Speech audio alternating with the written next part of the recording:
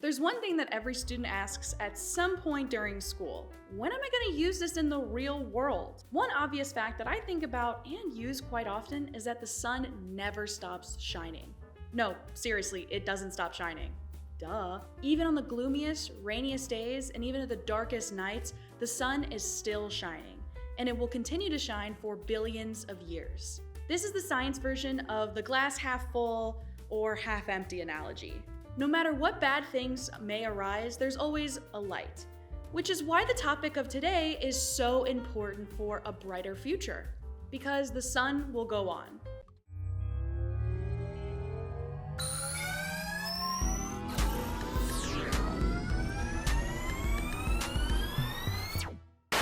Hello and welcome to 300 Seconds of Science. I'm Marie Suso and I've got a very bright topic for today, solar energy. If you're like me, you've grown up hearing about solar energy and solar panels, but only really learning a little bit about it. In this episode, I'll be going over what solar energy and solar power is, how it's used, and some of the benefits and limitations of solar energy. Now, without further ado, let's get into it. Solar energy. Pretty self-explanatory. Just in case you missed this day in school, and because it's important for all of us to be on the same page, solar energy is the light, heat, and other forms of energy given off by the sun. Solar is the Latin word for sun, and it's a very powerful source of energy. Now, I do want to make this distinction right away. Solar energy refers to the energy that comes from the sun and that is harnessed by technologies such as solar panels. Solar power refers to the use of that energy. To put it simply, solar energy is the source and solar power is the application. You might not realize it, but solar energy has been used by humans for a really long time. Over the years, humans have used it for things such as heating, cooking food, removing salt from seawater, and drying clothes. Now, there are mainly two different ways to use solar power, as a heat source and as an energy source. Solar heating can be as simple as when the sun is shining, it makes things hot. But this is the science show, and of course there's more to it than that. There are two types of solar heating, passive and active. Passive solar heating uses the sun's heat directly, without any mechanical parts. Think of when your car is in the sun, and then it's hot, or why people build a greenhouse, to trap heat. Active solar heating uses mechanical parts to move the sun's heat around.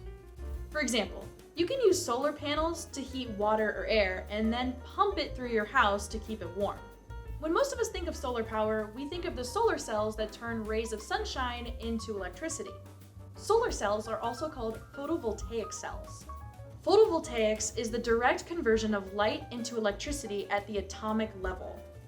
The word photovoltaic comes from the word photons, which are the particles that make up sunlight, as well as the word volts, which is the measurement of electricity.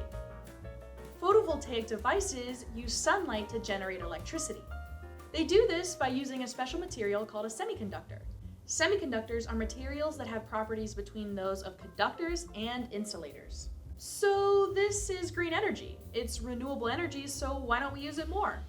While there is an endless supply of sunlight and solar energy that does not cause pollution, like burning fossil fuels, there are some drawbacks. The equipment needed for collecting and using solar energy is expensive. And even though it is true that the sun is always shining, solar panels do not generate power at night or during certain weather conditions. This makes it difficult to install in places like Ohio, since here we experience all 4 seasons and the weather is known for being quite unpredictable. While there are pros and cons, solar energy has been getting cheaper, which is always a plus. According to our world data, since 2009, the price of solar energy has come down by 90%. This can lead to more countries to start incorporating solar energy into their grid systems. What do you think about solar energy? Let us know in the comments below.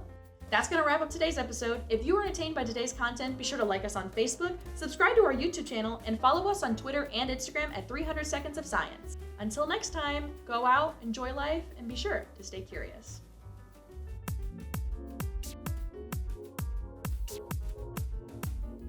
This program was produced by ZTV at the University of Akron. Do you want to gain experience in video production, professional social media, or working with real clients? Visit the UA School of Communications online or follow us on social media to learn more. ZTV, make media, make a difference.